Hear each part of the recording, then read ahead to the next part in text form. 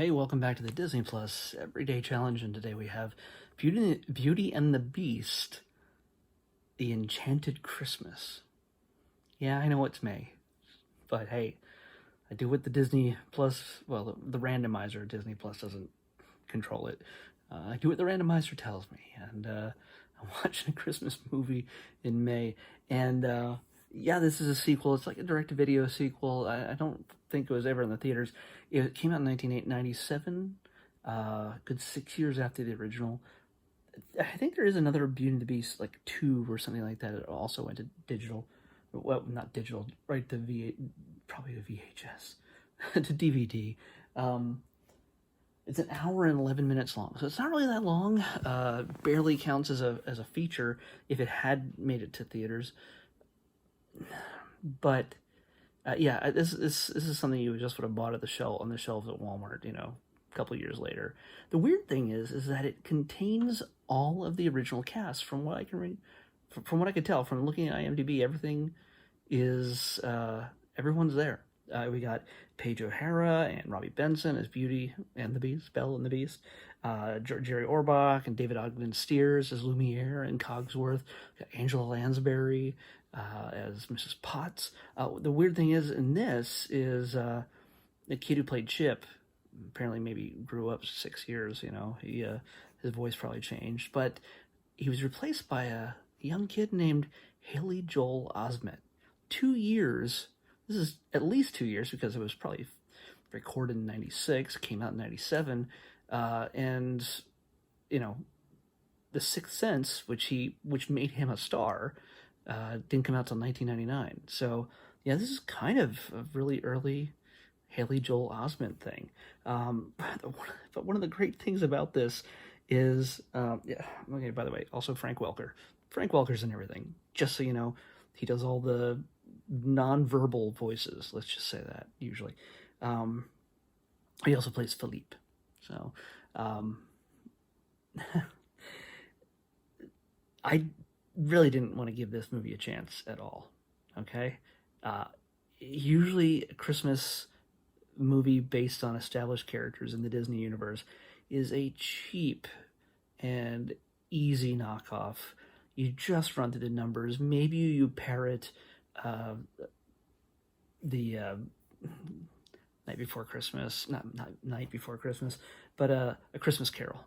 You go through the motions. Somebody is rich and they're oppressing the poor, and they see ghosts, and they take them on visions of their past, present, and future, and how things could change. They go through the ropes. You put Mickey in that role, or whatever, or Goofy, or Donald, or whatever, or it's a cash in. 90% of the time, it's a dead on cash in. I'm not saying this wasn't a cash in, but not only did they bring back the entire original cast, okay, most of the original cast except for Chip, but they added to it. they added Bernadette Peters as Angelique. She's the angel that goes on top of the Christmas tree. That's not a huge role, but Bernadette Peters, okay, pretty great. Then they also have Pee Wee Herman himself, Paul Rubens, as Fife. He plays this new character. He plays like a little flute type of thing, and he's the henchman, not a henchman, but he's a footman who does all the work for the pipe organ that exists in the castle. And that pipe organ is voiced by none other than Tim Curry. Tim Curry. And this pipe organ is the villain of the show. It can't go anywhere. It can't do anything. It's 3D computer generated, animated within this 2D film. And while the animation is sort of just, much cheaper than the original film that came into theaters, it's the cut rate version. I'm not saying that it's super bad, but you can tell that it's not on par with the feature film. They spent their money on the digital and animation for the pipe organ, and Tim Curry embodies that thing so beautifully. So we get Paul Rubens working with Tim Curry as the bad guys. Although Paul Rubens' character isn't really a bad guy, he's just sort of misled by somebody he looked up to, because again, since all these inanimate objects normally are animated and speaking, they were all human at one point, all cursed by the same thing that turned the prince into a beast. Now, again, we got all these characters, we got all these actors, and you could have just thrown it away. Yes, there's Christmas carols in this. Yes, there is a moment where they are all talking about what Christmas means and what it is, because Chip doesn't understand what it is, apparently. He's been a cup most of his life, I guess. I don't know. Anyway, by the way, this movie has a framing sequence where it starts off almost a year since all this stuff happened in the first movie, and now they're having Christmas, getting together. All everybody's just sort of hanging out. You see them as their human selves, and again, it comes back around to tell a story. The bulk of the film tells the story of what happened at their last Christmas, which allows us to, again, you want to see Beauty and the Beast, you want to see their kind of struggle, and you want to see the pots and the pans and the candles and the clocks and everybody in their animated character form. You don't want to, there's not really an adventure with the human versions hanging around Belle and the Beast. So, and he's not a beast anymore, of course, in the future. He's cured, technically, I guess. He doesn't turn into a beast in the present day scenes. But the entire movie is a flashback that goes back to the time in which Belle was imprisoned in the castle. So that whole montage period where they're getting to know each other, they actually zoom in on one section, one period of time during the whole montage of Belle and Beast getting to know each other over, during the first film. And that sequence takes place over Christmas. And there's, again, could have just been crapped out, and they could have wasted their time, but they actually make this movie relevant. They actually they build on the mythology, and they show the moment that the prince, who was just a brat, and he was self-centered, and he only thought of himself. They show the moment that he is transformed, and everybody else is transformed into the beast, and then there's inanimate objects throughout the house. So it's kind of it shows that moment that we were all wondering about. Was it in the original film? I don't recall. I mean, it's alluded to. It's been a while since I've seen the original, but there's a whole sequence in there, and it actually takes place on or around Christmas. So the beast is not a big fan of Christmas, and Bella is pretty much like, hey, I'm here. I'm going to start celebrating Christmas with all the pots and pans and candles and clocks and stuff.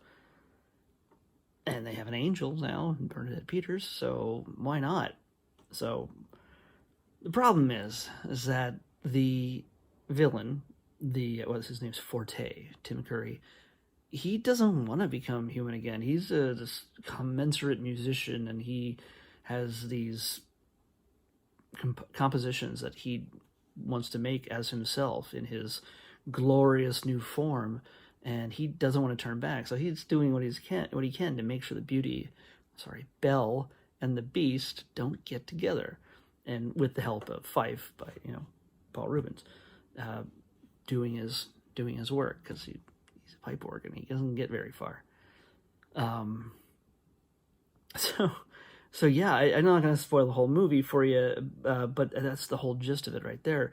We get an organ who doesn't want to become a man again, and everybody else could potentially suffer because of it. We know how it ends, obviously, but we didn't know this whole time that there was more than Gaston as a villain. So there was an intermediate